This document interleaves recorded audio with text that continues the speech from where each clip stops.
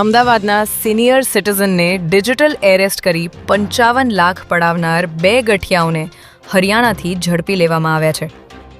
આરોપીએ અમદાવાદના વૃદ્ધને મુંબઈના નરેશ ગોયલ ઇન્ટરનેશનલ ફ્રોડ કેસમાં સંડોવણી બતાવી ડિજિટલ અરેસ્ટ કર્યા હતા. જે બાદ વૃદ્ધ પાસેથી રૂપિયા પડાવ્યા ઉપરાંત તેમના દાગીના ગીરવે મુકાવી ગોલ્ડ લોન લેવડાવી તેની રકમ પણ પડાવી લીધી હતી.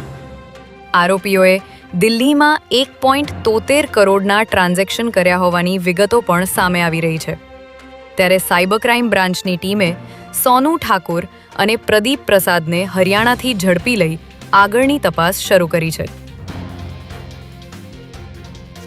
અમદાવાદના શીલજ વિસ્તારમાં આવેલા અવનીશ હાઇટ્સમાં પૈસાની લાલચમાં એક ભત્રીજાએ પોતાના જ ફુવાની હત્યા કરી હોવાની ઘટના સામે આવી છે. આરોપી વ્રજ માત્ર 10 દિવસ અગાઉ જ પોતાની માતા સાથે ઝઘડો કરીને તેના ફુવા મનીષભાઈના ઘરે રહેવા આવ્યો હતો. ત્યારે ઘરમાં પડેલા 5 લાખ રૂપિયા જોઈને તેની દાનત બગડી હતી અને તે રકમ પડાવવા માટે તેણે મનીષભાઈની હત્યા નિપજાવી હતી.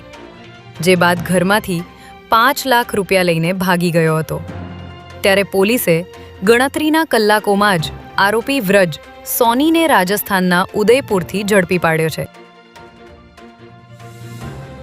રાજ્ય સરકારના સામાન્ય વહીવટ વિભાગ દ્વારા આજે વહેલી સવારે 72 IAS અધિકારીઓની બદલી અને નવી નિમણૂકો કરવામાં આવી છે. આ ફેરફારોમાં અનેક જિલ્લા કલેક્ટર, મ્યુનિસિપલ કમિશનર તેમજ વિવિધ સરકારી નિગમોના ઉચ્ચ અધિકારીઓનો સમાવેશ થાય છે. 1.5 વર્ષ પહેલાં નવી બનાવવામાં આવેલી મહાનગરપાલિકાઓમાં મ્યુનિસિપલ કમિશનરોની બદલી કરવામાં આવી છે. ત્યારે આજે બદલીઓ થયા બાદ 2 દિવસમાં નવા મ્યુનિસિપલ કમિશનરો દ્વારા ચાર્જ લીધા બાદ જ હવે નવી ચૂંટાયેલી પાંખ જાહેર થશે.